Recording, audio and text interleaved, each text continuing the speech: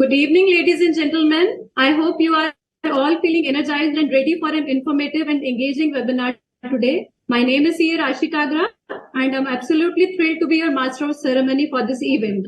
Before we dive into the exciting content we have lined up, let me share a little bit about myself. I'm a practicing chartered accountant with 14 years of experience in accounting, taxation, and auditing. But that's enough about me. So ladies and gentlemen, I welcome you all to our highly anticipated webinar, Tax Audit Brain Trust. I am delighted to have each and every one of you joining us today as we delve into the intricate world of tax audit and provide you with expert insights, valuable strategies, and answers to your burning questions. But before we dive in, let me introduce you one of our esteemed panelists. Everyone, please welcome C.A. Chandrasekhar Chitale sir, Vice Chairman of Tax Audit Quality Review Board. He is an accomplished professional with a diverse range of qualifications and experiences. He holds a BCom degree and a LLB degree and is a fellow chartered accountant. Notably, he has served as a member of Central Council of Institute of Chartered Accountants of India for 2 consecutive terms spanning 2019 to 22 and 22 to 25. Currently, C.A. Chitale Sirji has held significant position within the ICI as Chairman of the Ethical Standard Board and Vice Chairman of Taxation Audit Quality Review Board. He is also former Chairman of the Direct Tax Committee, Peer Review Board, and Corporate Tax Governance Committee. Now I'll hand it over to you, Sir Chitale sir, for your opening remarks.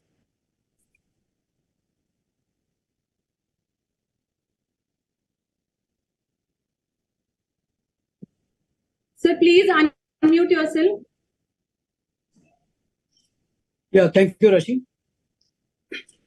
Chairman of Taxation Audit Quality Review Board, CA Dr. Raj Chawla, our intelligent moderators, CA Tapanjit, CA Jatin, and also Rashi, who would be associated with this particular program, and all of you fellow members. It's indeed a pleasure to engage this particular webinar, in a series which was started by Taxation Audit Quality Review Board under leadership of CA Dr. Raj Chawla. The intention of this series was, whenever, as far as Taxation Audit Quality Review Board is concerned, TAQRB, the job entrusted to it is, whenever any tax audit is performed, maybe certain tax audit reports are selected by this particular board, and through reviewers, through panel of reviewers, the board ensures that the quality of tax audit is maintained. If there is any derailment in the quality, maybe a chartered accountant, we send a reprimand, maybe we send suggestions. And in case of substantial errors which are being noticed, maybe the TAQRB is constrained to refer that case to the disciplinary committee. So it is not our intention that there should be more and more mistakes, but we want more and more error-free tax audit reports. So with a view to assist the chartered accountants community to come out with error-free tax audit report, this particular series has been started. So earlier in this series, we had on various topics, the lectures were engaged. The topics covered were even the accounting standards having bearing on your accounts from the perspective of tax audit. Say, for example, when you are doing audit of a partnership firm, a cooperative society, a proprietary enterprise, in that case, you have to issue Form 3CB. When you are issuing Form 3CB, it is necessary that you have to issue a report on true and fair view of financial statements. When you are issuing true and fair view report on financial statements, it is necessary for an auditor under the accounting standards that whether those standards are followed or not by the entity is required to be commented upon. And if they are not followed, then it is necessary for him to mention that non-following of those audit accounting standards. If it is not done, then in that case, the tax auditor may be considered as guilty of non-compliance with the mandatory accounting standards. So the responsibility is onerous. In the CSM of conducting tax audit, the aspects relating to accounting standards, relating to auditing standards, they are missed. In case of auditing standards, let me point out that in case of SA 700, it is necessary that those 2 paragraphs, that these accounts are maintained by the auditee They have selected accounting policy. They have prepared financial statements, etc. And then what the auditor has done, he has done audit of those financial statements, the books of account, in terms of generally accepted standards on auditing. So these two paragraphs are mandatory. If you miss on that, then also you are non-compliant of standards on auditing, which are mandatory of compliance. So we don't expect that such errors happen in case of tax audits. And with this view, the series was coordinated. Chairman has taken a great lead and pains to see that this series on each Friday takes place. And then on last 2 Fridays, this Friday and coming Friday, it was thought fit that maybe number of queries were received. We also invited questions. So rather than being a monologue, discussion on the topic that is selected by us at TAQRB, let us also address the issues that are raised by the those who are attending this particular webinar. So this is the main purpose of this 2 Fridays. And I'm sure that whatever queries you have, maybe you will raise in chat box. Maybe if you miss out this Friday, you can still send it to the TAQRB. Next Friday, we will certainly try to cover them up. And as you are aware, the email ID of TAQRB is taqrb@ici.in. So you are welcome to send the queries. Right now, we have also received the queries, and all these queries will be addressed by myself and the chairman in this particular webinar, along with the assistance of our 3 young and brilliant chartered accountants. Thank you. Thank you so much, sir, and welcome again. So, ladies and gentlemen, now please welcome CA Dr. Raj Chawla, sir, one of our another panelist and chairman of Tax Audit Quality Review Board. He is a practicing chartered accountant since 1992, specializing in areas such as income tax auditing, cost audit, and XBRL. His impressive qualifications include chartered accountancy, company secretaryship, cost accountancy, diploma in information system audit, bachelor of law, member of the Institute of Management Accountant USA, peer reviewer, PhD in international finance, and associate of Institute of Chartered Accountants in Australia. He also holds a BCom honors degree. He serves as a Central Council member of Institute of Chartered Accountants of India and has had leadership roles such as chairman of UDIN Directorate, chairman of TAQRB, and vice chairman of MSME and Startup Committee. He was also the chairman of NIRC of ICI in 2015-16. Now I'll hand it over to Chawla, sir, for welcome address. Over to you, sir. Before you address Chairman, sir, one more international responsibility which Honorable Chairman is holding, and it appears to have been missed, that he is also technical advisor in the Edinburgh Group of Chartered Accountants, where number of countries are members, of which India is also a member, and he is playing a great role. I think he paid a couple of visits to USA to attend those meetings of Edinburgh Group, which comprises of various institutes of chartered accountants from across the globe, particularly from Europe. Thank you. Thank you, Chitla, and thank you, Rashiji. Good evening, my dear fellow colleagues. I welcome you all in a very important webinar on tax audit, Brain Trust. Your question, your answer. Today, we are going to discuss various question and answer with respect to preparation and filing of tax audit report, which will help the members in performance of their professional assignment of tax audit. As you all are aware, tax audit play a vital role in ensuring compliance with tax law and regulation and help to identify discrepancies or error in the financial statements and tax returns of businesses. It becomes very important to conduct the tax audit carefully and report the details appropriately. Our today panelist for the webcast, CA Chandrasekhar Chitleji, and myself will answer all your queries. Also, we have with us 3 young and dynamic practicing chartered accountant, CA Rashi Tagraji, CA Tanpreet Kohli and CA Jatin Tagraji. So I am confident that today webinar will be a valuable addition to our professional knowledge. Thank you. Thank you so much, sir, and welcome again. So now meet one of our accomplished moderators, CA Jatin Tagra. He is a distinguished co-author and accomplished professional in the field of chartered accountancy, renowned for his commitment to excellence and diverse expertise. With a Bachelor of Commerce degree from CCS University in 2008 and his chartered accountant qualification in 2011, he has solidified his credentials. CA Jatin Tagra is also a dedicated educator serving as a faculty member with the Institute of Chartered Accountants of India since 2012. Welcome, Jatinji. Now meet. Yeah, thank you. Welcome. So now meet our another proficient moderator, CA Tanpreet Singh Kohli, a tax expert with extensive experience in advisories, consultancies, and representing clients before tax authorities. Known for his progressive approach to client service, he is celebrated for insightful advice that enhances business activities and resources optimization, resulting in increasing profitability. So welcome, Tanpreet ji. Thank you, Rashid. Thank you very much. So I welcome all of you once again. Now, without further ado, let's get started with our Tax Audit Brain Trust, your questions and our answer webinar. I will hand it over to our moderators, CA Jatin Tagra ji and CA Tanpreet Singh Kohli ji, to kick things off with some foundational insight. Jatin ji and Tanpreet ji, over to you. Thank you. So, Chitle sir, first question that the audience has shared with us is this relates to GST reporting.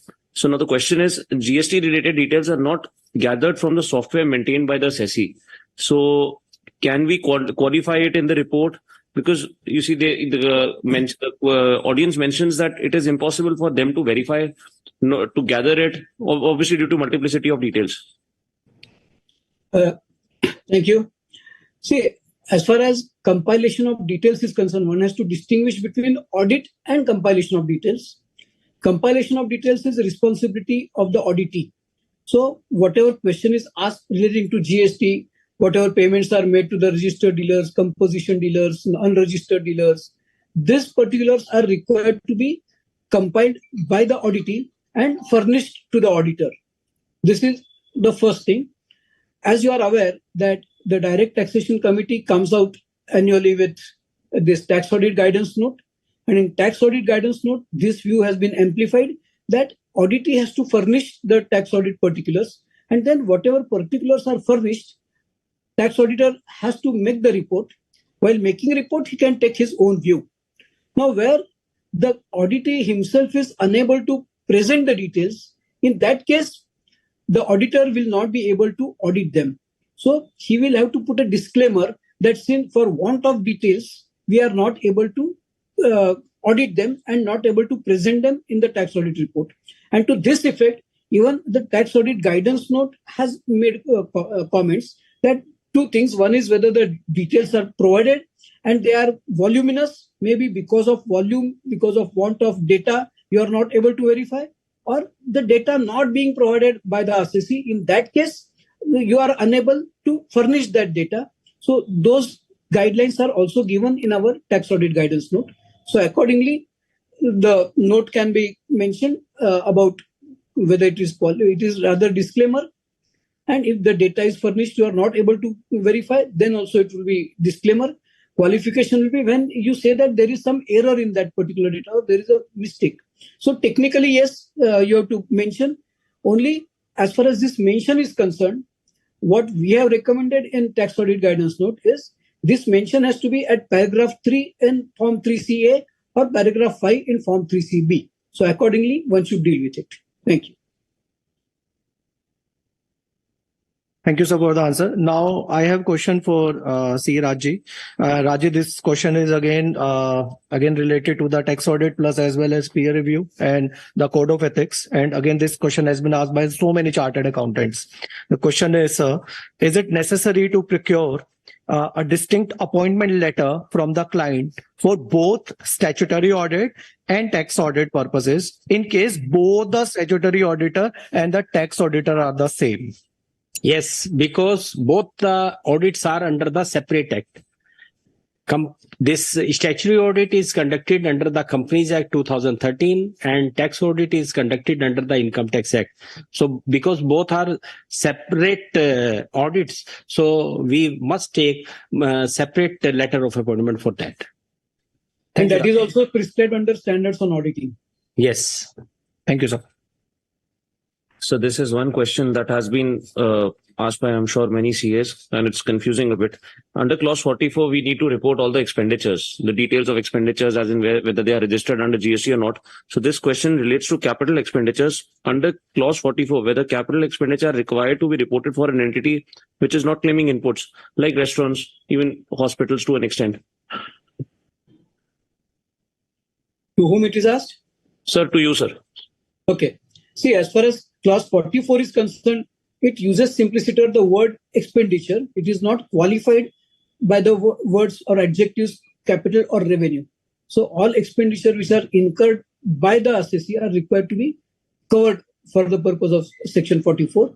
So that expenditure may be debited to the profit and loss statement or it may be debited to balance sheet. Both are covered.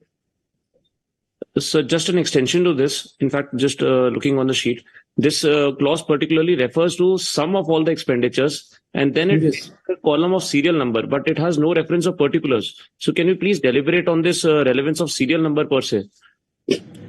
In this case, they have not asked to present the data accounted wise or expenditure wise. So maybe you can aggregate all the expenses and put it in one line. That is possible. Then there will be only one serial. But supposing if the assessee has given accounted wise details, supposing raw materials account, wages and all those things. So all those serial numbers will come. Or maybe expenditure debited to profit and loss account, maybe serial number 1. Expenditure debited charge to balance sheet, maybe serial number 2. So that may be the relevance of serial number. But then mention of serial number will not really guide the manner in which you have to report. You can report in one line only total expenditure. So there would be only one serial number. Okay, thank you, sir. Thank you very much. Now my question is to CA Raji.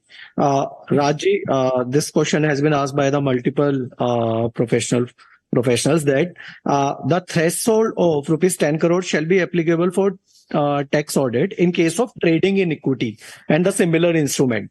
So considering 95% of transactions are conducted digitally, could you please specify the required document that the client need to procure from their stockbroker to accurately account for purchase made during the year, sir? Yes, very correctly. Because the transactions are more than 95% digitally. So in this case, you must take the following documents. First, the contract note of your transaction, statement of account, demat account, and the consolidated statement from the broker. These are the documents which is required for that purpose. Thank you, Raji. Chitresh, sir, next question is for you. Basically, this is a two-pronged question. First, is it possible to revise 3CD in case of incorrect figures and improper clauses have been entered? And in addition to this is more on the, I'm sure, on the compliance regulatory part, that is it possible for one CA to file the audit and then for another CA to revise the tax audit report? Firstly, coming on revision of tax audit report, let me state that the ICI has issued guidance note on revision of audit reports. So revision of tax audit report is permitted by the institute. Now they have given circumstances in which you should revise. If the errors are noticed, omission is noticed, etc., you can revise. When a revised tax audit report is furnished, one has to be compliant with certain matters which are given in the guidance note. Number one, when you are issuing revised tax audit report, you have to specifically mention that that is a revised audit report, so that any reader should know that this is not the original tax audit report, but it is a revised audit report. That is number one.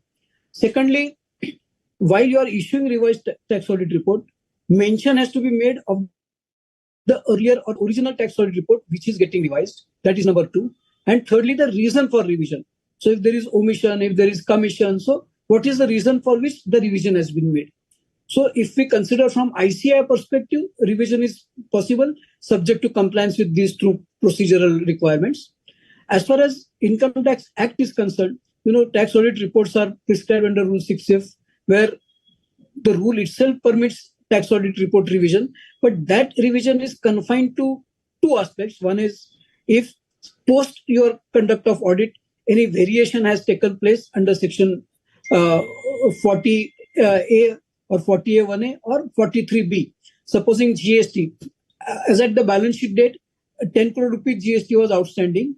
Till the date you complete audit, say 20th of September 2023, 6 crore GST has been paid. So you will reflect 4 crore as unpaid, and to that extent, under section 43B, 4 crore would be disallowed. But supposing the assessee is furnishing return on, say, 25th of October, and by, say, 22nd October, he has paid further 2 crore rupees. In that case, the disallowance under section 43B will get restricted to 2 crores and it will not be 4 crores. So the assessee will keep 2 crore rupee as disallowable, but when under 143(1) the program runs, it will pick up the disallowance of 4 crore rupees from tax audit report and make addition of 2 crore rupees. So in order to avoid this addition, the CBDT has suggested that you may revise the tax audit report so that that addition does not take place. But then assuming that the tax audit report is not revised and then 4 crore rupees are disallowed, is it appropriate? Certainly it is not appropriate, because the program should have seen what is the payment of GST. The payment is 8 crore rupees and only 2 crore rupees should have been disallowed. So this is limitation of the program which runs under section 143(1).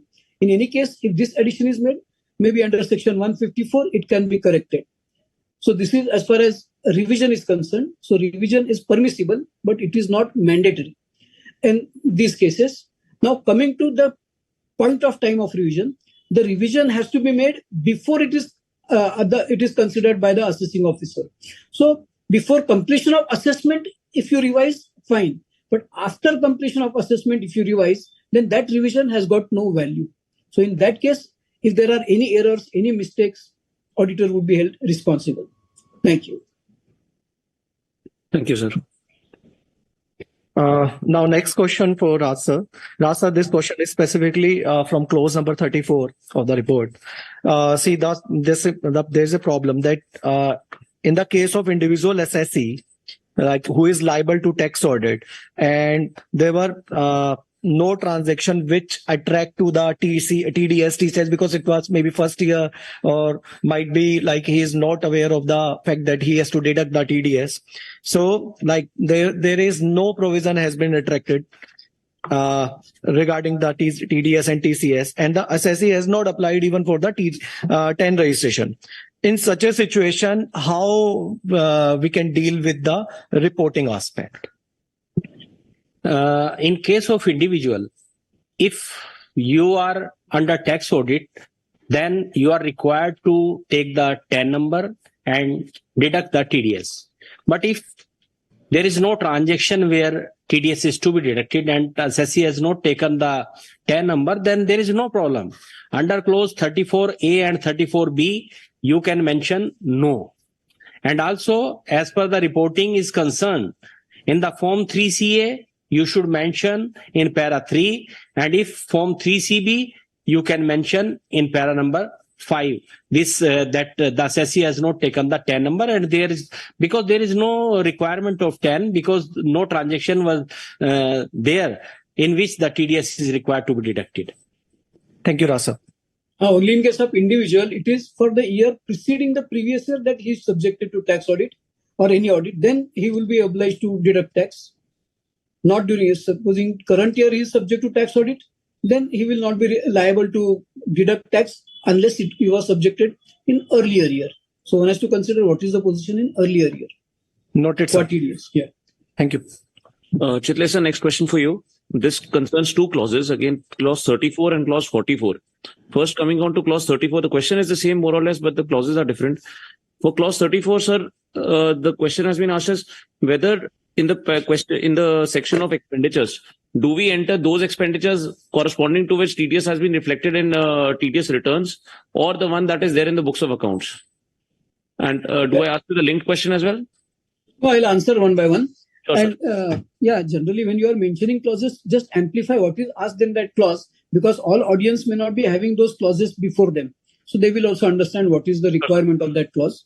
So as far as this reporting is concerned, reporting is silent, whether it should be as per books of account or as per the reporting in your TDS returns. But it would be advisable to go as per TDS returns for the obvious reasons that then it becomes comparable for the assessee to demonstrate before the assessing officer, for assessing officer to go through those returns which are uploaded by the assessee. So it is advisable that you report it return-wise, that is salaries, interest on securities, etc., so that would be more amenable to verification by the assessing officer.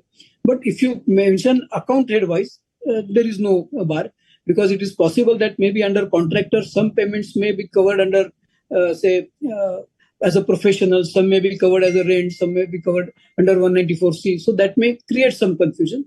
So better to go with the section-wise, 194, 194A, and so on. Thank you, sir. The related question to this is on clause 44, wherein the details of breakups of GST expenditures are sought. In this case, the question is whether the assessee should enter the details vis-a-vis GSTR 3B, or should it be the books of accounts that should be used? But generally, it should be as per books of account, because you are doing audit of books of account and you are presenting the information based on books of account. Who are the dealers, registered, unregistered, etc. So, books of account wise would be more relevant. But if somebody presents as per this GST return, no harm. Only it should match with the books of account. Okay, thank you very much, sir. Raj sir, if you allow me, then next question will be inclusive of tax, Income Tax Act plus Companies Act. And again, this is a general problem. And again, this question has been asked by the multiple users. In the, whether the tax audit fees include audit fees approved by the BOD Board of Director of the client company. If not, whether the tax audit fees has to be got approved by the board separately. Yes. Because under the Companies Act, the audit fees is taken only the audit under the Companies Act. Because tax audit is a separate work which is to be done by the auditor if the company is required to get its accounts tax audited. So the tax audit fees should be separately approved by the Board of Directors and should be shown separately in the profit and loss account. So both are separate. Tax audit report is not inclusive of audit fees. Thank you, Rajiv. Chitlesh, next question for you. Clause 27A, wherein the SENVAT details are sought. In this case, whether the SENVAT details, it should be entered as per books of accounts, the one that has been claimed by the SESI, or one that aggregates under 2A and 2B of GSTR. Whether SENVAT is claimed under GST Act? As in, sir, whether one should prefer GST returns, what one has claimed in the GST returns, or what the books of accounts amplify. What the question reads? So the question is under clause 27A. No, you read the clause. This requires, sir, I'm just reading the clause. Amount central value-added tax credits availed of or utilized during the previous year, and its treatment in the profit and loss account, and treatment of outstanding SENVAT credits in this account, in the accounts. So it talks about SENVAT. Yes, SENVAT sir. is not claimed under GST law. So question is restricted to SENVAT. It doesn't refer to GST. So no need to refer anything relating to GST. But so sir, you have to restrict to SENVAT. Yes, sir. So sorry for interrupting, sir. The Form 3CB, Form 3CD actually mentions, along with SENVAT, it mentions input tax credit as well. Where it mentions? Sir, in the clause itself. In the clause it doesn't mention. It mentions in the program which is created by CBDT in conjunction with Infosys. Okay, sir. The form is one which is tabled before both the Houses of Parliament after being drafted by the CBDT. The form which is tabled before the Parliament is available in all standard books where the word input tax credit is not there.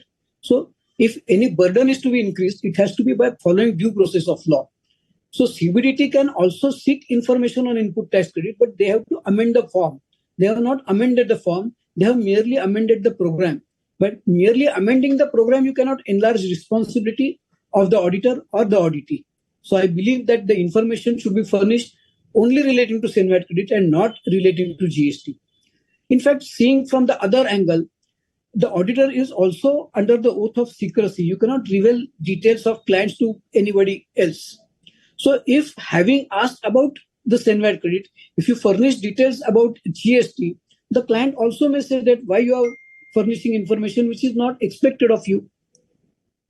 This view is also taken in tax audit guidance note that you have to restrict yourself to CENVAT. And today also for items like alcohol, petrol, crude oil, etc., that GST is not there. There is they are under, I believe, state laws and certain other details. So GST in any case does not relate to this particular question. This is my opinion, and this opinion is also seconded by the tax audit guidance note. Thank you, sir. Raj sir, again, I'm asking. Of course, if you don't agree, you can also view your issue, concerns, no issues. It's not a monologue. Yeah. Sure. Thank you, sir. Raj sir, again, one more mixed question to you. Hope you're finding it easy, sir. Sir, the question is mix of Companies Act again, and the question is again relating to the Code of Ethics as well. The question is CA Ashish and his wife. I'm just taking random names, and his wife holding securities in ABC Limited, which with face value of 75,000 rupees, both together, sir. Whether CA Ashish is eligible to be appointed as the tax auditor of ABC or not, sir, with proper explanation, sir, please. Sure, Jatin. Thank you. No, the question is incomplete. 75,000 out of 1 lakh or 1 crore, that is required to be mentioned. Sir, simple amount is given 75,000. No, so you are, no, okay, you will answer both the alternatives. Sure. Yeah, please. Yeah. So you can answer because it depends upon percentage, not upon the value. If it is say 75 out of 1 lakh, the answer may be different. If it is 75,000 out of 1 crore, answer may be different. Anyway, you may proceed. Because under the Companies Act, if any relative is having a share capital of up to 1 lakh rupees, then there is no restriction. But if it is more than 1 lakh, then they cannot be appointed the auditor. And in this case, I think Chitla sir will give a proper explanatory reply. No, you are right, but that particular debarment for conducting audit or disqualification is restricted to statutory audit under the Companies Act. Tax audit does not mention this disqualification, neither the Code of Ethics mention. But in case of Code of Ethics, if you are having substantial stake in the enterprise, yes, under income tax law also, if you are having substantial stake in the enterprise, then you are not qualified to do the auditor. So generally, substantial stake is considered as 20% holding of shares which are giving you right to vote, to share profits, etc. So simply equity to the extent of 20% plus. So if 75 out of 1 lakh, he may be disqualified. Out of 1 crore, he may not be disqualified. Very correct, sir. Because percentage is not given. Suppose the capital is only 1 lakh rupees, and if out of 1 lakh 75,000 is holding by Mr. Ashish, as mentioned by Jatin, then there is a substantial interest. It is more than 20%. Then he will not be allowed to be appointed the auditor of the company. But under Companies Act, a limit of 1 lakh is given. So for tax audit, it is not allowed, but under Companies Act, it is allowed. So no, only one under Companies Act also, 1 lakh is for relatives. For individual, he cannot hold a single share. Ashish cannot hold a single share if he is to be appointed as auditor. Yes. So in conclusion, Ashish is not eligible to conduct the tax audit of the. No, we have not said that. We have said that if it is not having, he is not having substantial interest, then he can conduct tax audit. If he is having substantial interest, he cannot conduct tax audit. As far as company audit is concerned, even if he is holding 1 share, he is disqualified. Yes. As far as his relatives are concerned, that limit of 1 lakh may apply.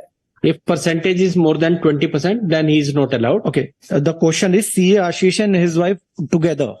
No, बराबर है तो question incomplete है तो answer भी incomplete रहेगा. You can proceed. Okay. Thank you, Rajji. Thank you. Chitla sir, question for you. There's a salaried employee and he carries out derivative transactions in FNO. Two possibilities: turnover is more than 1 crore. Second, turnover is more than 10 crores. Applicability of tax audit is sought in this case, sir. See, in case number 2, it is clearly applicable because turnover exceeding 10 crore to everybody tax audit is applicable. Turnover exceeding 1 crore. Now, if he is reporting his income under estimated income scheme under section 44 AD and he is in conformity with that section, then in that case, tax audit will not be applicable.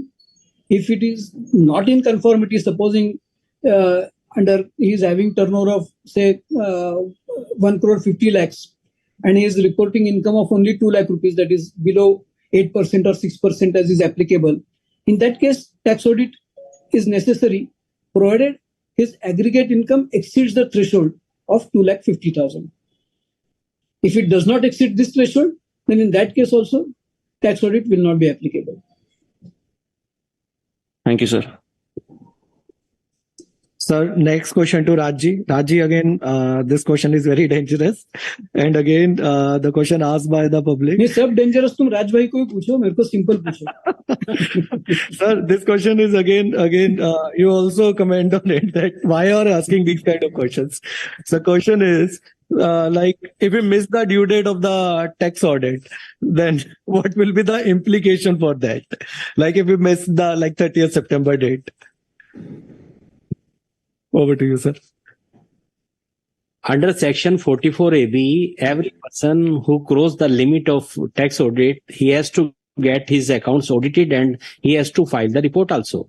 But if suppose he has not get its account audited, or if audited he has not uploaded the return, then there is a penalty provision under section 271B, that is the 0.5% of the turnover or 1,50,000 rupees, whichever is lower. Yes. Yes. So in this case, as per your question, if suppose audit has been done, but it is not uploaded, then penalty must be there, will be there. Either audit is conducted or not conducted, audit report must be filed before the due date. Means once auditing will be considered as done once it is uploaded. Yes.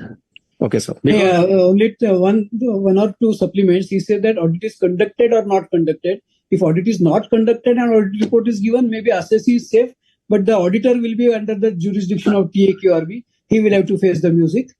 And secondly, after section in series of 271, etc., there is one section I read, section 274, which states that in such circumstances, if there is a reasonable cause for not being able to upload the audit report within time, then penalty may not be imposed. So if there is a reasonable cause, और ये भी बोल देता हूँ कि आजकल लोग computer hang हो गया, क्रैश हो गया, ऐसे भी रीजन देते हैं, तो supporting evidence will be required कि ये ऐसा ही रीजन दिया है, क्योंकि पहले जब मैनुअल था तभी अकाउंटेंट बीमार पड़ता था, अभी कंप्यूटर पे आने के बाद कंप्यूटर बीमार पड़ता है. जो भी है reasonable cause है, you will have to read the evidence. That's why I have said that audit report must be uploaded, because very rightly said that earlier time this was the problem, that the submission from the assessee was that due to some personal reasons of the accountant or his own, the audit was conducted, but it was not filed with the income tax department. So the penalty should not be levied. That's why now it is compulsory. Earlier, this type of language was not there. That earlier it was that audit should be conducted before the due date. But now it is specifically mentioned that audit must be conducted and must be uploaded. Only then penalty will not be there. Otherwise, penalty under section 271B will be there. So related to this, one more question to Chitle sir. So what should be is there any disciplinary action, like if somebody claims that the auditing was done, but that has not been uploaded by his chartered accountant, Auditor. By the auditor, sir? If the auditor is negligent, then certainly there is a disciplinary case. As far as client is concerned, if the auditor is negligent, he may claim compensation also, that he is subjected to penalty of say 1,50,000. That is because of negligence of a chartered accountant. So under general law, he can, for breach of contract, he can claim the not only whatever sufferings he has made, but also compensation therefore. So it is advisable that when chartered accountant accepts the responsibility, because this is a contract, when you are appointed as a chartered accountant or auditor and you are accepting it, there is a binding contract that you will fulfill it. So if you are not able to honor the contract, then whatever consequences follow from breach of contract, they will follow. Additionally, if the complaint is made to the institute, then disciplinary action maybe considered. Thank you, sir. Thank you, Chitla sir. Thank you, Raj sir. Over to Tanpreet. Chitla sir, next question for you. Is tax audit applicable for charitable trust registered under 12AA of Income Tax Act? If charitable trust is doing business, tax audit is applicable. Because under the definition of charity, it also includes business under section 11(4). Owning a business undertaking by a charitable institution is also not ruled out. So where the charitable institution is conducting business, if that business forms in the parameters of section 44AB, tax audit is mandatory. Sir, if you may just kindly allow me a deviation to this, there's this recent judgment that I came across, United Education Society, that's of Delhi Tribunal, that speaks, that actually says that 11 to 13 does not envisage the tax audit provisions. So what's your view to it vis-a-vis the... No, in case of educational institution, they were running college, you mean to say, Yes, or school educations. So that is not business. That is not business. You are furthering objects of the trust. Business is supposing you are a chamber of commerce and you are holding some trade fair, etc. That would be the business. Or if you are running an education institution and side by side you are running some canteen and others for students as well as for others, that would be business. Imparting education is not business. For imparting education, if you are charging business, these are not business receipts. These are receipts of the institution. So one has to consider firstly whether they were doing business or not. You read the decision and then see whether if the decision says that they were not doing the business and therefore it is not applicable, fine. In this case, actually the facts were concerning the hostel they operated. So hostel... So it is, yes. So it is ancillary to imparting of education. Sure. Thanks, sir. Next question to Rajji. Rajji, again, this is a very common problem. And again, Chitla sir, you are also, we would also like your comment on the same question. The question is, in the previous year, 2021, I'm specific with the year because in the last assessment year, or we can say previous year, 21-22, the turnover of the assessee was above 1 crore. And they have filed the return under section 44 AD, presumptive taxation. And in the current financial year, 22-23, we are taking it, the turnover is less than 1 CR. Can a tax audit be conducted by declaring a profit lower than 8% or 6%, whichever is applicable? Yes, because if you are once adopting this presumptive taxation system under section 44 AD and you are declaring more than 8% in case of cash transaction and 6% in case of digital transaction, and in the next year if your turnover is less than that, then you have no option but to get your accounts audited. Otherwise you have to maintain you have to come under regular assessment and you have to maintain your books of account on that. Chitla sir, your comment please. Yeah, there is divided opinion on this. Some say that it should be conducted. Some say that if he is not breaching the turnover of 1 crore rupees and reporting as per 44 AD, then it need not be conducted. So the opinion is divided on this. Yeah. So can we conclude it as per your opinion? No, it is always safer to conduct the audit rather than not conducting. Yes. Because if you don't conduct, you are exposed to penalty. If once you and have audit fees may be lesser than the amount of penalty, probable penalty. audit must be there. Okay. Thank you, Chitla sir. Thank you, Raj sir. Chitla sir, question for you and also to Raj sir. Now, this is in the continuance to that approval of tax audit. So the question is, what would be the consequence of tax audit report if it has been filed within time, but the assessee has not accepted it, maybe due to XYZ reasons, personal reasons, or some suitable, explausible reason? Would that be considered as a time-barred tax audit? And would there be a penalty on it?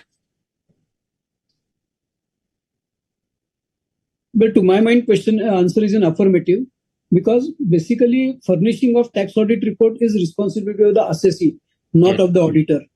Now, in the mechanism, the CBDT has said that auditor should upload, he should accept. So really on acceptance by the assessee, it becomes the tax audit report, which is furnished to the CBDT. If it is not furnished on or before the due date, then the consequences will follow. Of course, again, for the purpose of penalty, as we discussed earlier and Rajbhai pointed out, Section 274 reasonable cause also needs to be seen. Very great. Thank you, sir. Raj sir, question for you. Again, to be specific with the paras, do we need to include the responsibility of auditors and management in para 3 of the Form 3CA or the para 5 of the 3CB, as the case may be, for the tax audit report? Yes, because under this revised SA 700, forming an opinion and reporting on financial statement prescribed a revised format of the auditor's report on financial statement. Since form number 3CA and 3CB are required to be filed online in a preset form and the same are not in the line with the requirement of SA 700, there is no specifically allocated field for providing information relating to the respective responsibility of the assessee and the tax auditor as required in terms of principles laid out in SA 700. However, having regard to the importance of this respective responsibility paragraph from the perspective of the readers of the tax audit report, it is suggested that these respective responsibility paragraph may be provided in the space provided for giving observations under para 3 of Form 3CA and para 5 of 3CB.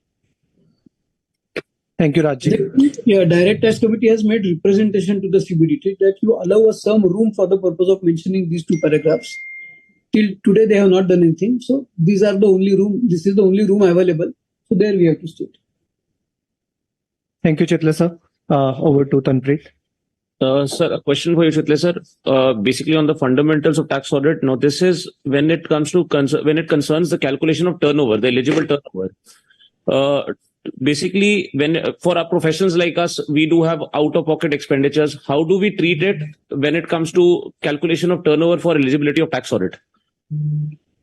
See, in case of service tax, when service tax was there, in certain circumstances, service tax was being charged. In certain circumstances, it was not charged. What are the circumstances in which it was charged? See, there are expenses like traveling, etc. And you have incurred expenditure of say 27,430. You have bills supporting it, and that those expenses are expected to be incurred by the client as per contract.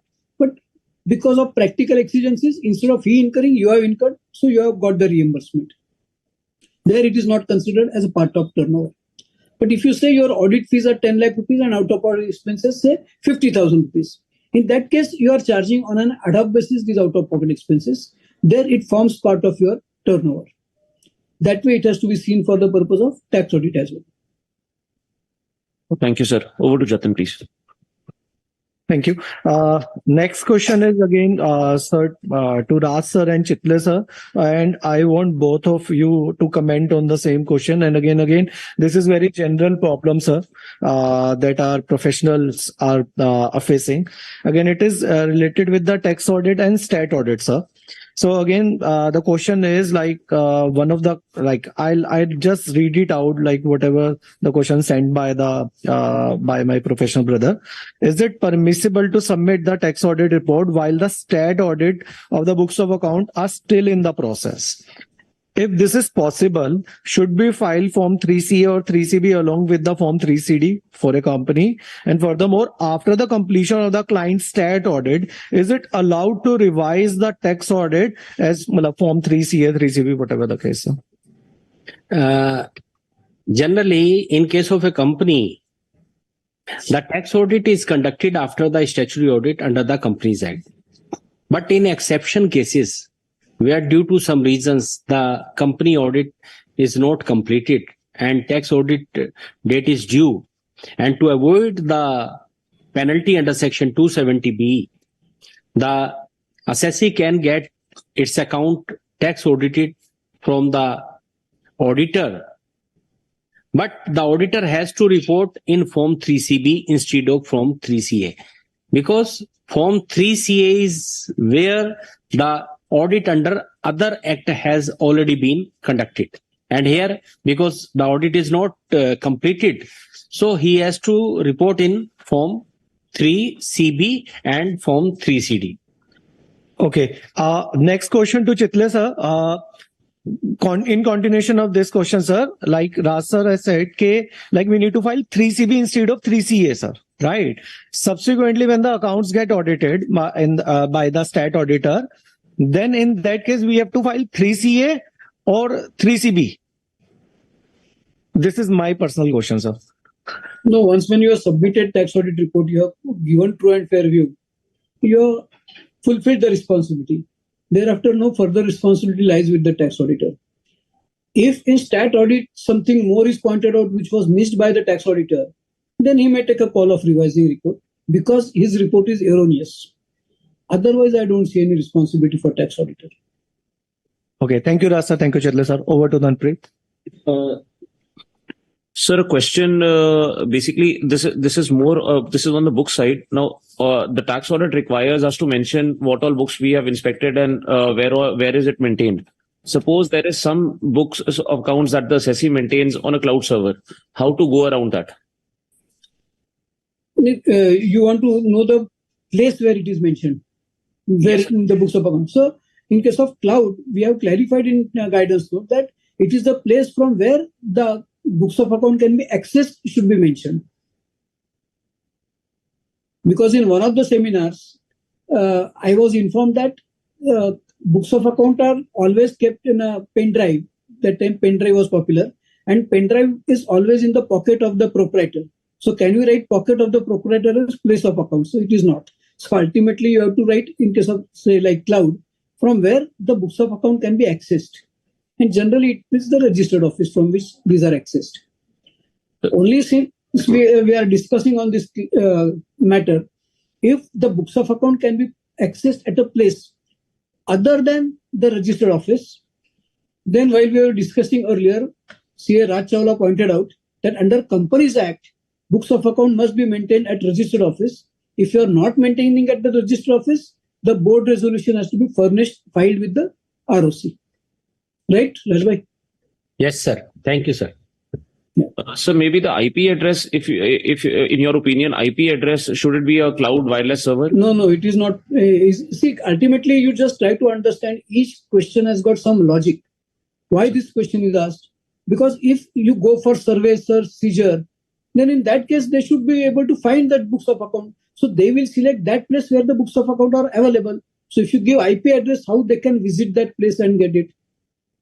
They may not be having password. They may not be able to confiscate. So they will visit a place where the books of account are there. So whenever search warrant, seizure warrant are taken out, this place draws importance. Supposing if you say when you go for, you must be noticed when you go for search, then the search team asks where are the books of account. At times they said कि हमारे books of account हमारे chartered accountants आपके पास है. Then search party comes to CA's office because he says that books of account are there. If the books of account are there, then that becomes office of the assessee, and that's why they get authority to visit. Otherwise, they can't come to CA office. No, sir. Thank you, sir. Next question is again mix of two act. So again, this TAQRB is serving the question related to Companies Act, GST, and again similarly for the income tax. The question is both of you, sir. The question is like subjective. The assessee has the turnover of 60 lakh, mix of GST, sir. Like assessee has the turnover 60 lakh, but he has not obtained the registration under GST. So whether he can offer 44 AD of the Income Tax Act or not, sir? Under the Income Tax Act 1961, and for opting this 44 AD, if your turnover is up to 2 crore, then you can opt 44 AD by paying, by showing your income in case of cash 8% and in case of digital turnover 6%. But as the GST is a separate registration, which is required under the indirect taxation GST law, that must be complied with. If it is not there, then there may be problem to the assessee. Because as you mentioned that turnover is 60 lakh. So at a turnover of 60 lakh, GST is must. So the assessee must fulfill all the requirement of other laws also to claim the deduction or to declare the income under section 44 AD. Right, sir. Thank you, sir. In No, I context, think whether he's registered or not under GST, it is in the interest of assessee that he complies with all laws. Yes. Even if he is not registered, he can opt for 4480. right, sir. Sir, in continuation of this question, is there any responsibility of the tax auditor to report this deficit that the turnover of 40 lakh rupees has been like overlapped by the client? We need to report separately in a report, or we need to separately report to the department regarding this, like the turnover is more than 40 lakh. So whether tax auditor has the responsibility of reporting such thing to the department or not, sir? वो 4480 के अंदर जाए तो आएगा ही नहीं ना tax auditor के पास. Okay, sir. वो तो that is the problem with the assessee. Right, sir. As I mentioned, that because it is the duty of the assessee to fulfill the requirement under other laws, like he's responsible under GST also, Right, sir. because turnover is 60 lakh. Yes. And in India, after 40 lakh, you have to get the GST registration number and you have to charge the GST and pay to the government. And if he has not taken the GST registration, then he's not complying. He may have problem under GST Act. But under Income Tax Act, there is no restriction. Up to 2 crore, he can opt this 4480. Am I right, sir? Yes. Should we put any qualification in the report relating to this? As mentioned by Chitle sir, no such requirement. नहीं वो 4480 के अंदर जाएगा तो tax audit होगा ही नहीं ना, तो कहाँ Tax audit तो है ही नहीं ना, कहाँ पे रिपोर्ट करोगे आप? Right, sir. Because he is opting only. It is advisory to the assessee that he should comply the other law requirement also. Okay. Thank you, sir. Chitle sir, this one question is for you. This concerns clause 25 and I'm reading it for you, sir. Any amount of profit chargeable to tax under section 41 and computation thereof. Now the question that revolves around this is, suppose there's a liability which is barred by limitation. Is the tax auditor duty bound to report it under this clause? What the question asks? Question asks if you have credited that amount to profit and loss account. If you are not credited, then there is no question of reporting. If it is time barred, what is meaning of time barred? 3 years of lapse. Meaning of time barred is the right of creditor is impaired. It is not that your liability gets extinguished. If you want to pay, still you can pay. So if you continue your liability in books of account on liability side, there is no responsibility of reporting under section 41. When you write off, maybe after 3 years, maybe before 3 years, at that point of time, this question would be answered affirmatively by the auditor and amount will be stated. Okay, sir. Thank you, sir. Next question is again related to the responsibility, sir, from the client side. So again, who will prepare the Form 3CD in the case of partnership firm, proprietorship firm, and the non-corporate assessee? Tax auditor. Yes. Tax auditor will prepare. Draft is to be given by client, not the report. So tax auditor has to take his call and fill up the form. Only Okay, draft is given by him. So draft doesn't mean giving of report. Okay, sir. Thank you. Next, over to you, Tanpreet. Sir, this question concerns clause 23 and I'm reading it. Particulars of payments made to persons specified under section 40A2B, the related party section. The question that has been asked is whether we are supposed to actually state that this payment is in excess of what is the fair market value, or only are we supposed to report the expenditures? What is the wording of question? I'm reading it, sir. Particulars of payments made to persons specified under section 40A2B. So it doesn't talk anything about reasonableness. So to mention all the list. Okay, sir. We need not place any qualification or observation. No, there is no issue of question of qualification. They have asked list, you have to give the list. That's all. Whether it is reasonable, unreasonable, assessing officer will see. Okay, sir. Thank you, sir. Next question to Rajji and sir, both. Is the provision of TDS applicable when an assessee intend to avail the benefit of Section 44AD? Raj sir. TDS provisions are applicable if the accounts are audited under Section 44AB, not under Section 44AD. So if you are opting this 44AD, then TDS provisions are not required to be complied with. Sorry, what was the question? So the question is regarding to the TDS applicability. If the person is availing the benefit of Section 44AD, whether he need to comply with the TDS provisions or not. Like Yes, answer is in affirmative. Yes, he has to comply if applicable. Thank you, sir. Over to Tanpreet. So the question is concerning clause 31. This is a big clause, but then this concerns 269. Which clause number? Clause 31, sir. SS. 31. Yes, sir. Okay. 269 SS, ST and T reporting. Yes. The question is, should advance received from a person for sale of goods also be disclosed under clause 31? The advance is for sale of goods. Yes. Yes, in affirmative. Okay, sir. Over to Jatin, please. Sir, next question is again to Raj sir and Chitle sir.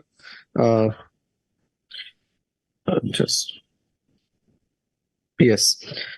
So can an assessee opt for 44AD for his business and 44ADA for his professional consultancy business? Raj sir. Yes, he can if he meet the required criteria given under Section 44AD and 44ADA.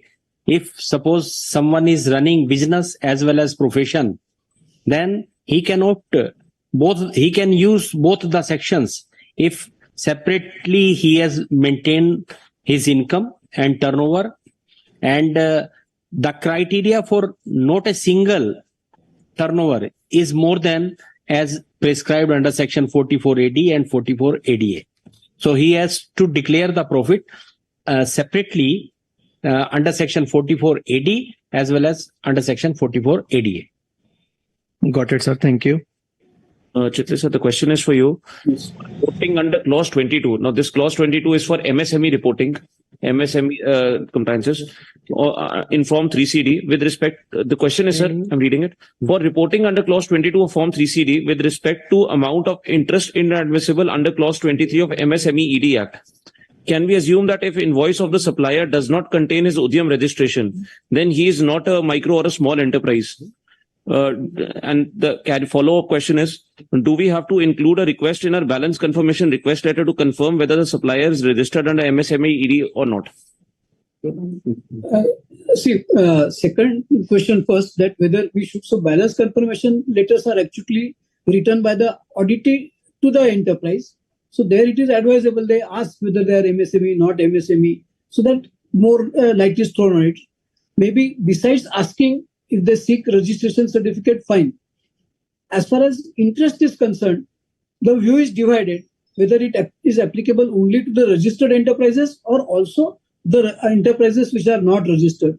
So, to answer what is to be reported under clause 22, if the provision is made in accounts for interest under this particular clause, you have to report. If the provision is not made, then nothing to be reported. So you have to ask us if the provision is made under MSME Act, or he has made considering the one line in that bill, if you pay after 30 days, 12% interest applicable, something like that. So what is the basis? If the basis is this act, you have to report. And in any case, even if the basis is that footnote and he is making provision under that MSME Act, it will have to be disallowed. Of course, under MSME Act, what is the rate of interest? I think Rajbhai will be able to elaborate. So just to add on question to this, sir. If let's suppose now the question is concerning if there's no mention of MSME ED number on the invoice, so is the tax auditor supposed to get behind the invoice and check whether this is registered or not, or is it to assume that this assessee is not registered, this vendor is not registered? No, it is for the auditee to furnish the information. So you should ask the auditee who are the MSME enterprises.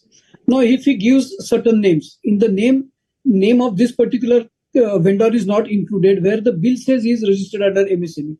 So maybe he will have to confront, he will have to ask the auditee to give proof whether that mention is correct or not. And generally it would be correct. And you can also Rajbhai would be able to tell. You can also check from the website whether he is MSME or not. And if you come to the conclusion he is MSME and the payment is made belatedly, the another issue to be confronted by the auditor is whether provision for interest is made or not. If the provision is not made, there is no need to report anything. Only thing is that if accumulated provision or expenditure on interest is substantial amount, then in that case, for 3CB, we will have to consider whether the true and fair view is reflected by the financial statements or not. Yes, you are right, Chitle sir. It is the duty of the auditee to provide the detail of MSME, whether the MSME is registered or not, because auditor is responsible only towards registered MSME. Now, the problem comes that how the auditor come to know that whether this party is registered or not. First, the auditor should take the MRL from the auditee, because auditee also ask their vendors to give their MSME registration if they are registered. But as a precaution, auditor may send an email to the vendors to ask whether they are registered MSME or not. Because being auditor, we have the list of outstanding payment and we have the name of the party and amount. So in this case, the auditor can avail the email ID of the vendors and can send an email to the vendors that I am the auditor of this company. Hey, Rajbhai, the email should be sent by auditee only, not by auditor. Yeah. Through auditee. The auditor can send the email through auditee with reply to auditor. Yes, our accounts are being audited and our auditor is asking whether you are a registered MSME or not. And if your reply is received if you are a registered, then kindly provide your registration details, your Udyam registration. And if your reply is not received within 7 days from this email, then it will be assumed that you are not a registered MSME. Then the auditor can protect himself from this compliance. Also, as you mentioned, the delayed payment. Delayed payment means where the payment is pending for more than 45 days. And if payment is pending for more than 45 days, then there is a requirement of provision of interest. And that interest also should be the 3 times the bank rate.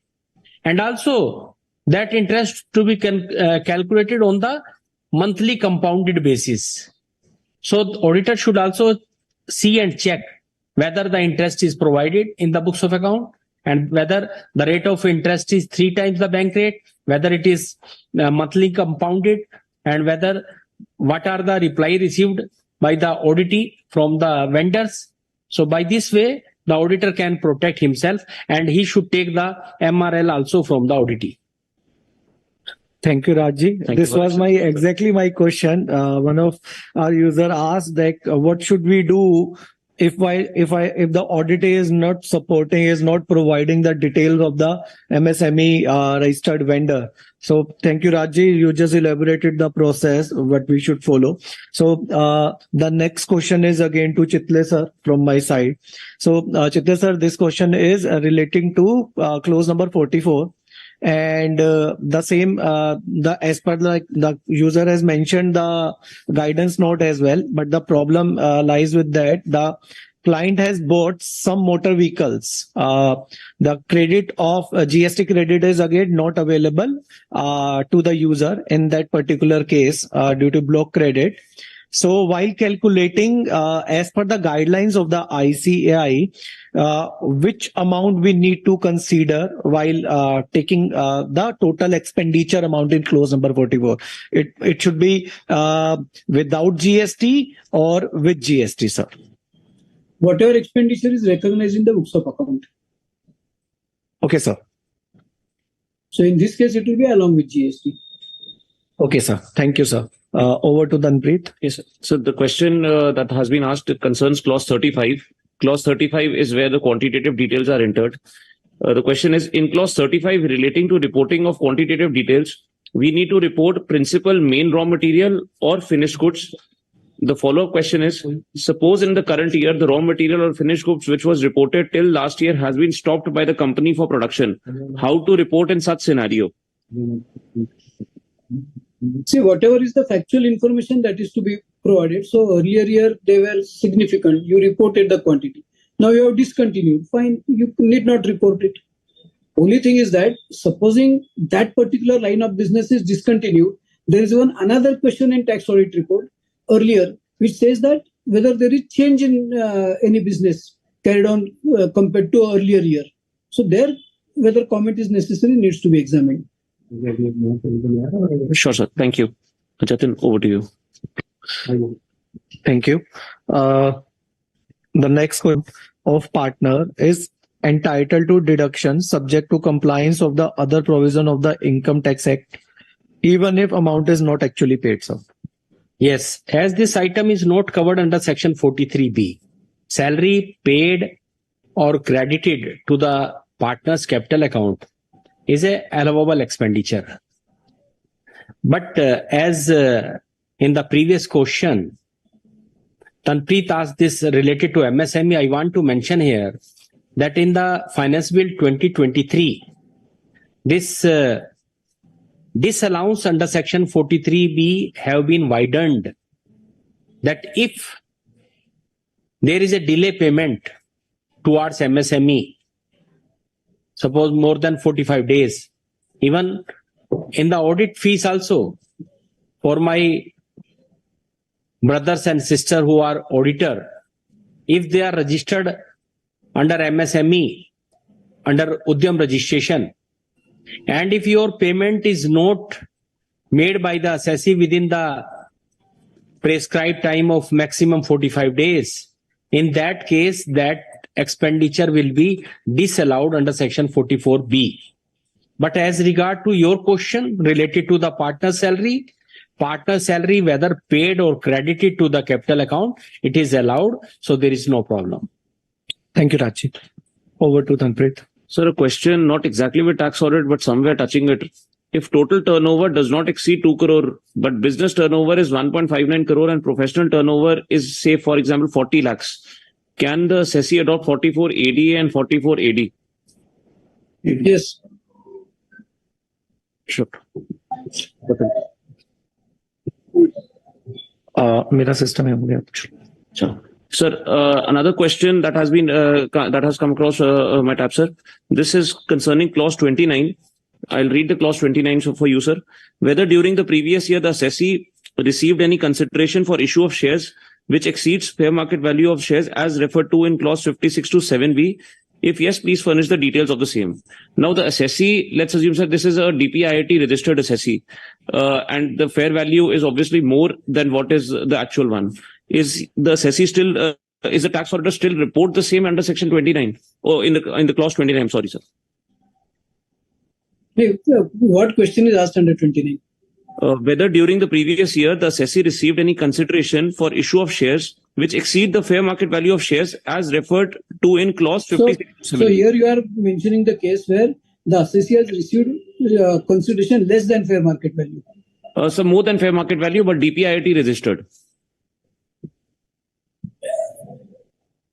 Basically, the question doesn't distinguish between DPIIT registered or other. It's just ask fair market value and consideration received. So if consideration is received is more than fair market value, he has to mention it. Okay, now, sir. Because he is DPIIT registered, that clause will not apply, etc. That he will have to see while compiling return, while doing assessment.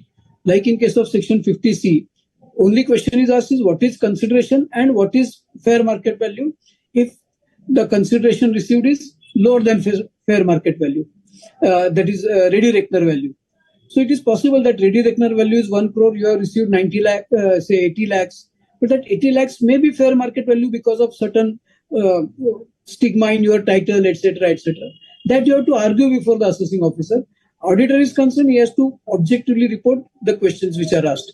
The question asks fair market value, consideration received. In this case, if consideration exceeds fair market value, you have to report, then you have to report without considering whether it is registered otherwise. Just an add-on question, sir. Do we need to mention this as a comment in 3CA and 3CD, or do we skip it? We are not asked. You have reported. Like in case of 50C, they have asked questions, the ready reckoner value and consideration received if it is less than ready reckoner value. You have reported. Now, whether it is fair, unfair, that is for assessee to argue. You are not asked. Thank you, sir. Over to Jatin, please. Chitra sir, in continuation of this question, since India is the emerging market for the emerging market in the world, and there are so many startups are there in the market, and chartered accountants are giving services to them. So, what precautions should they take, and what kind of issues that you see in the market which is not properly taken care by the community? So, can you give some briefs, some precautions, something on this? What should we take care before, when we are dealing with the startups? To you, Raj sir as well, sir. Yeah, Raj sir is vice chairman, so he would be more dealing with startups. To you, sir. No, see, as far as startups are concerned, or any other assessee, ultimately they have to comply with the law. The auditor has to give the report in an objective manner. There are no different provisions for startup and for other entities as far as tax audit is concerned. Only by nature, maybe startup may be having paucity of human resource, paucity of trained accountants. So they should ensure from day one that they have better chartered accountants at their disposal on the side of accounting, on the side of compilation. So those precautions they have to take, because generally what happens, startups are not having adequate funds at their disposal for this purpose. So while considering their funds requirement, they should also consider the admin expenses and factor them in their projections and see that those costs are available so that they are able to meet the legal obligations. These obligations are under law. These are not created by chartered accountants or anyone else. So like if we say that, okay, what precaution I should do while driving a car? So I should possess license. So license costs. So I should not look at only cost of car, but I should see training myself, being able to obtain license and paying license fees. So similar precautions startups will have to take. Tax audit, maintain proper accounts, maintain proper record, compile the particulars in Form 3C and furnish them to the auditor in given time so that he is able to accomplish the report. But besides that, we don't see any special obligations. And wherever for sale of shares, wherever concessions are given to them, that if you acquire from say startups at a concessional value, etc. So they should also make available the data wherein they are able to canvass and get the concession or benefits which are available for startups. That's all. In continuation of the startup, I have one more question. There are lots of cases where the auditor has been offered ESOPs. So is it No, auditors are not offered ESOPs. Auditors are not. ESOPs are given to employees only, not to the auditor. And when auditor is offered ESOP, he will lose his license. That precaution he has to take, not to take ESOP. Yeah, he has to face the disciplinary action also. Yeah. So what if it is sweat equity? Just rephrasing the word. No, state equity is also not given to auditor. Okay, sir. Okay, over to So I'm taking the question. Sir, this question is in income. This is income tax wise as well as tax audit wise. So we're supposed to report all the non-compliances under 40 IA, the TDS which has not been deducted and all. So, sir, the question is capital asset, if there's any capital expenditure on which TDS was supposed to be deducted and not deducted, how do we disclose it, whether it is to be disallowed at 30% or not? This is the question that has been answered. No, 30% is disallowance for expenditure which has claimed. This capital expenditure is not claimed, so there is no question of claiming any reporting any disallowance. That may come as a non-compliance somewhere relating to TDS question. But as far as this capex is concerned, now only provision has come is the payment made otherwise than by account pay check exceeding 20,000 or 10,000. In that case, benefit of depreciation is deprived of that payment. But as far as non-deduction of TDS is concerned, no other consequences there other than the penalty, interest, etc. under the chapter 14A relating to TDS, 14B, I think. Okay, sir. Thank you, sir. Over to you. One question I just received for Raj sir.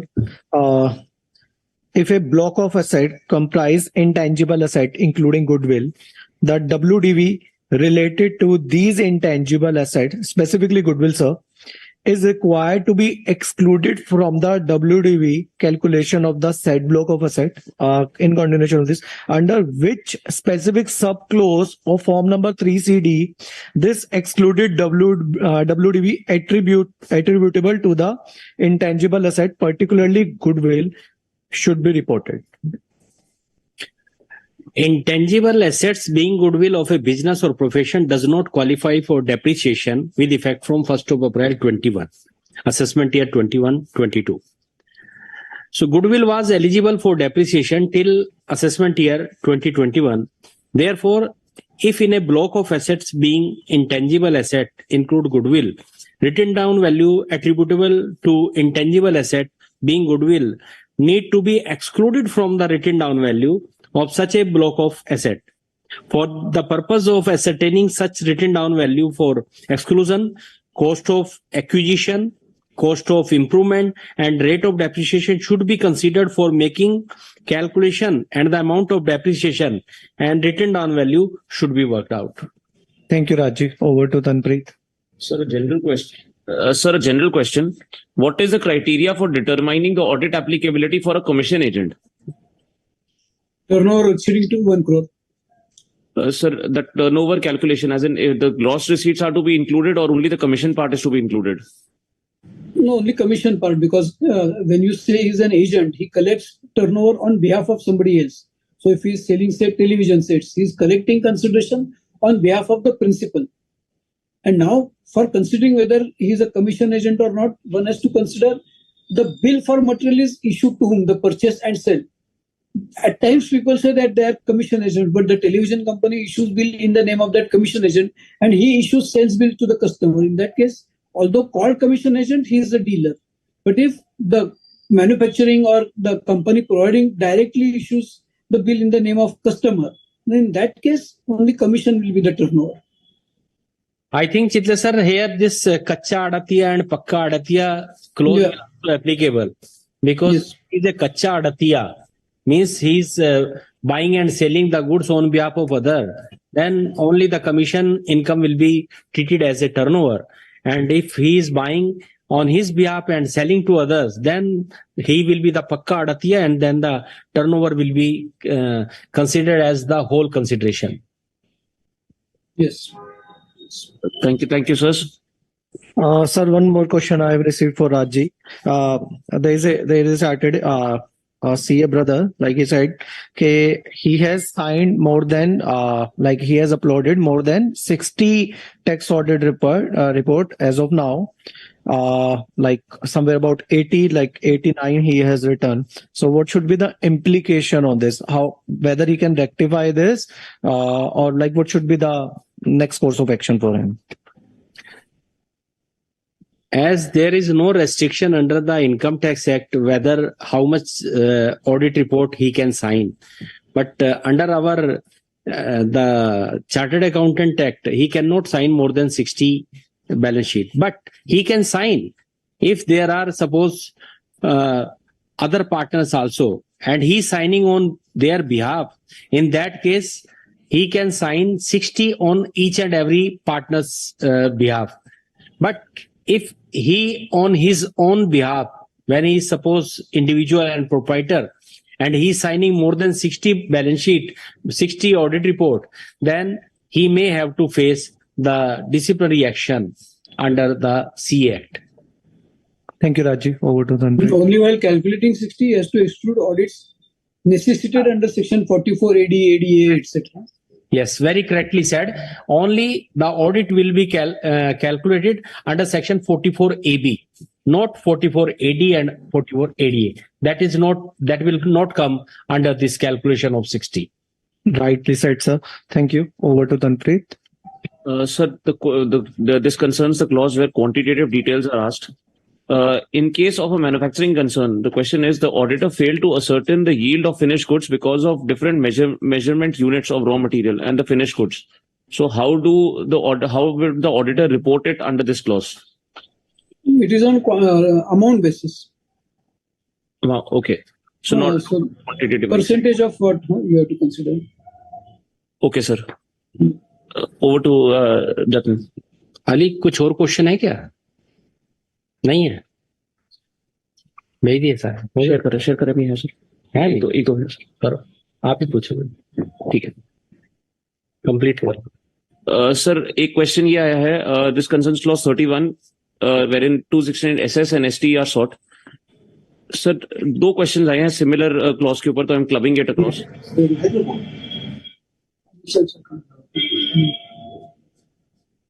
Sir, Sorry? Yeah. Sir, clause 31 के ऊपर है ये question, wherein 269 SS and ST are sought. So question number 1 is, if share application money is received in cash, would this be covered under this clause? There are judgments that share application money does not partake character of loan or deposit. Okay, sir. And the second question with respect to this clause itself concerns the RTR, the agent concept, sir. Any amount that has been received from the agent, would I report it under 269 SS as an advance or not?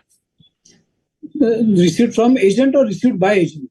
Sir, both ways, sir. Both ways, because the principal would also be receiving from agent, sir. Exactly. What principal receives from agent is not loan. It is the sale consideration of goods sold. What RTR receives is again not loan. It is the money received in trust on behalf of the principal. So both amounts will not come under 269 SSRT. Only since you have asked about share capital, let me dilate one more aspect, that supposing there are convertible debentures of say 10 crore rupees and they are converted into equity. When they are converted into equity, there is effectively discharge of debt. So liability is extinguished. In that case, there is breach of section 269T, because section 269T says that you cannot repay the loan otherwise than by account pay, check, draft, banking channels, etc. Here, the loan is repaid, but not by account pay instrument. It is repaid by conversion of it into equity. So in this case, reporting is necessary under section 269T. Now the question is that where there is breach of section 269T, it may get exposed to penalty. But penalty is exposed while you have to consider what is the purpose of section 269 SS and T. It is to arrest proliferation of black money.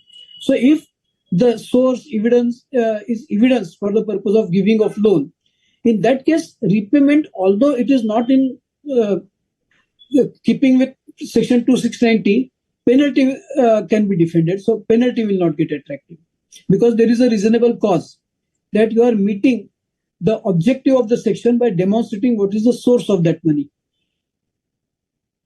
Thank you, sir. And there's another question that has come across, sir. Depreciation under Companies Act, which in the ITR we have to disclose, there's a separate segment, sir. Now, many tax auditors, in fact, I believe the CA colleague of mine has written this because he might be following this way. ICDS 5, we do report as increase in profit. Now, this leads to an anomaly between 143(1) and the return, because the assessee in the return discloses it under depreciation disallowable under Companies Act, but 143(1) picks it up from tax audit, which discloses it under ICDS 5. How to go around this method, sir? This is the exact question. Now, in case of ICDS, you compare the treatment under ICDS and in books of account in tax audit report. Sir, for the depreciation under Companies Act, should we disclose it under ICDS 5? I believe that is the exact question. Yes, because see, what is the question asked in ICDS? You can just read it. So just give me a second. I'm opening the. Yeah. Yes. So there are two questions, sir. Whether any adjustment is required to be made to the profits or loss for complying with the provisions of income tax, income computation and disclosure standards notified under section 145(2).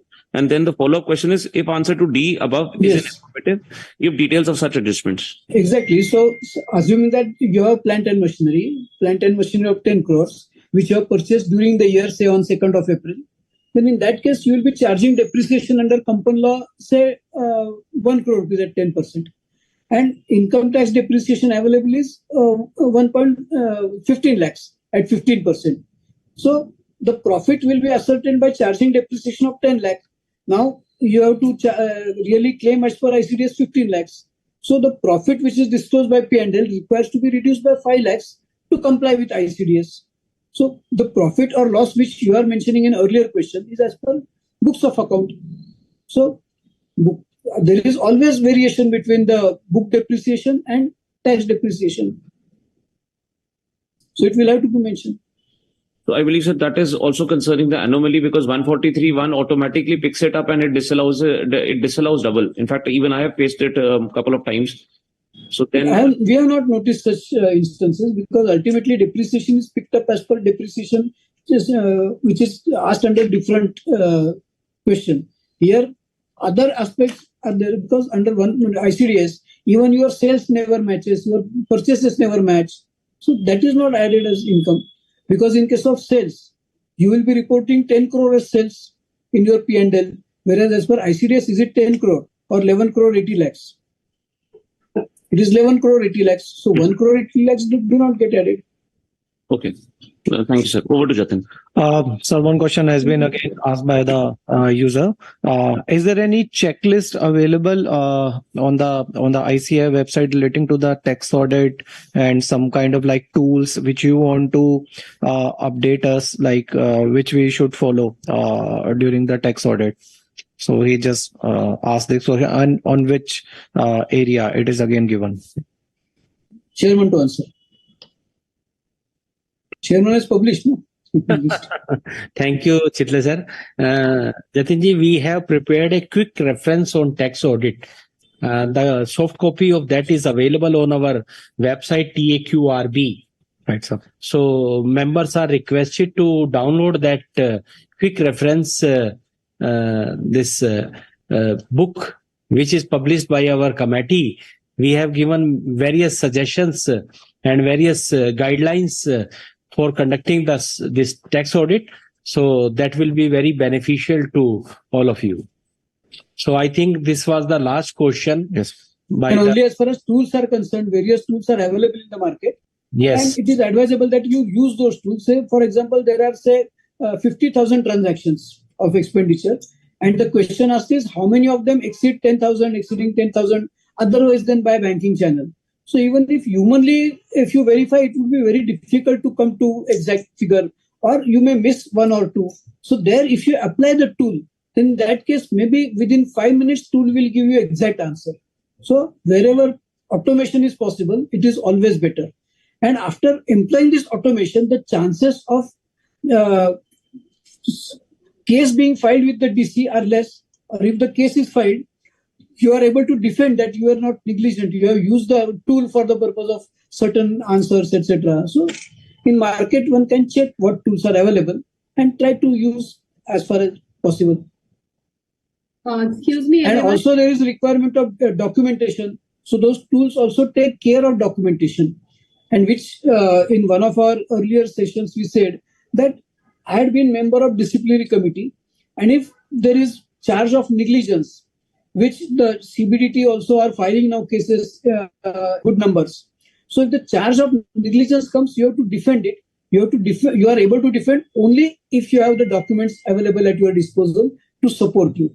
So these tools also help in the form of documentation. Of course, with tools or without tools, there is no excuse for documentation. You have to document all the processes, audit report, etc., etc. And the quick reference service that TAQRB has published has all these programs, documentations, etc. suggestions are there. So, and also the size is small, because if this quick reference service 5,000 pages, I'm sure you will not read it. But we have kept it small so that you will be able to read it and comply. And maybe you can also download from that and use it as an audit program by making appropriate adjustments. Thank you, Chitle sir. Thank you, Chitle sir. Rashi also do have some question, I think. No, I don't have any questions. Actually, I want to announce something that right now we have 1,465 participants live with us. So this is something really good. So congratulations to everyone. Thank you, Rashi. We may continue now. What? I question. See, Okay. And in between, to Chairman Sir and the Vice Chairman Sir, I also want you to please guide the community about regarding the managing the work, how they can manage their tax audit. Like you are also available with us in this heavy time. What suggestion you want to give to the community, sir? See, look before you leap. Before you accept the work, you ensure that you have adequate infrastructure available at your disposal. If that is not the case, then you don't accept. Second aspect is, supposing why I take more tax audits.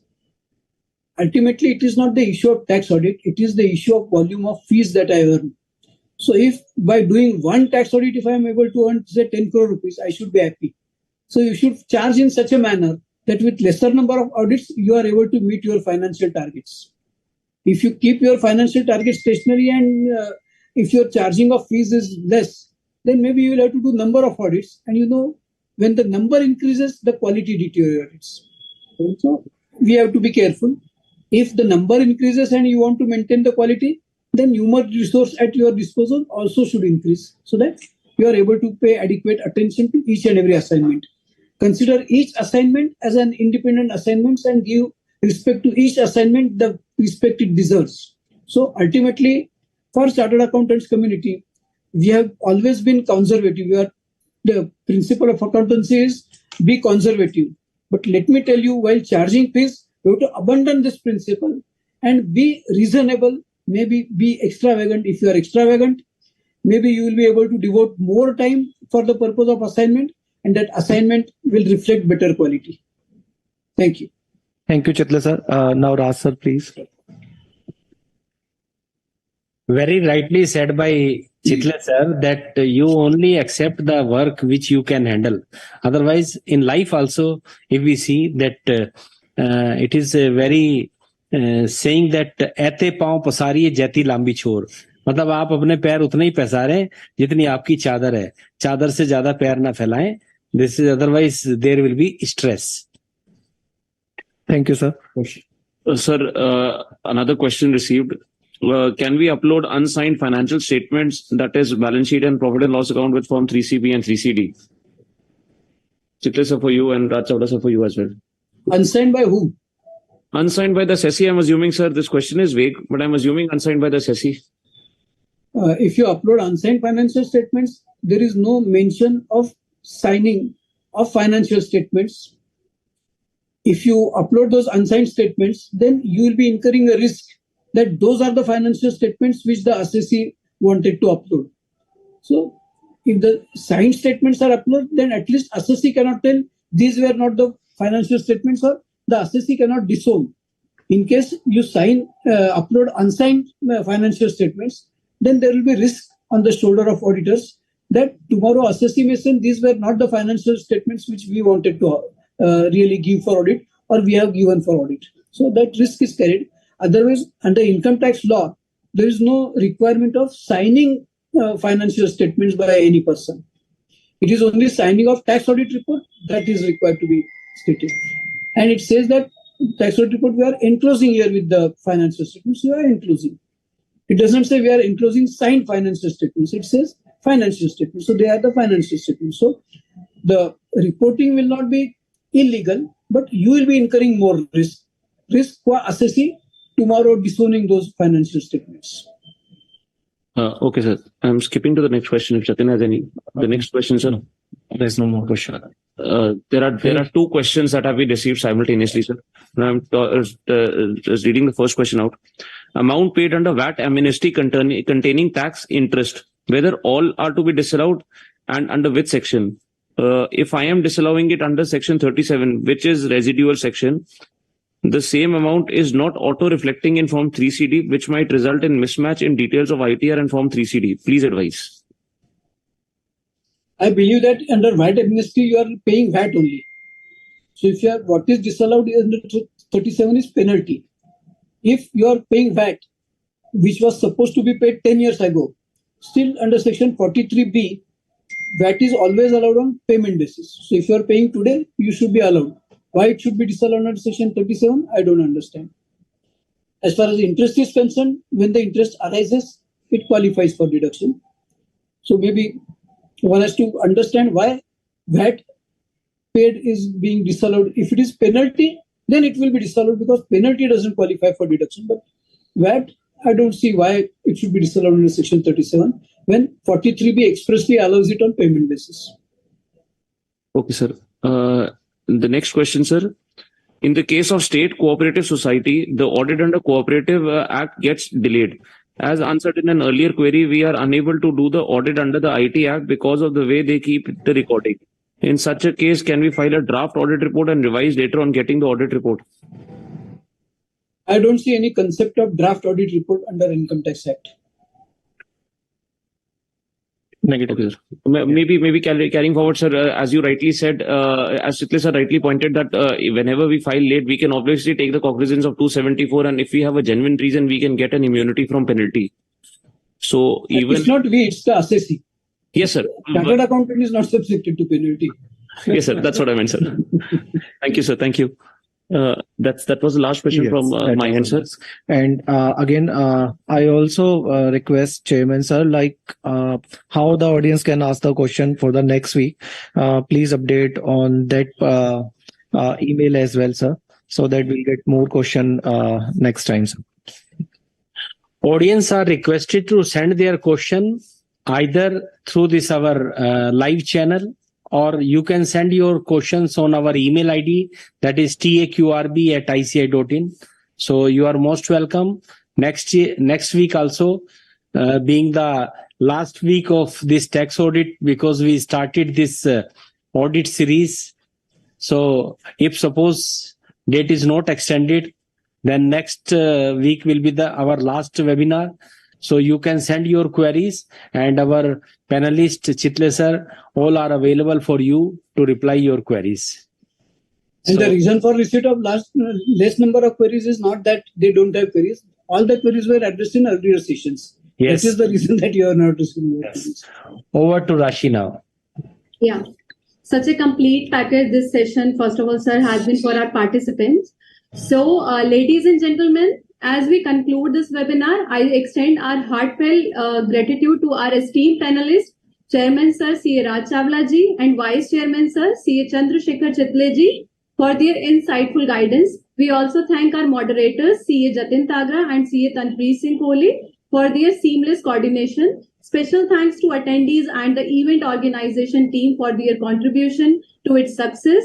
Your participation and dedication have made this webinar a valuable experience for all. Thank you, and we look forward to your continued support in our future endeavors. Thank you, everyone. And TAQRB thanks Rashi for the purpose of her Thank you, sir. availability in her busy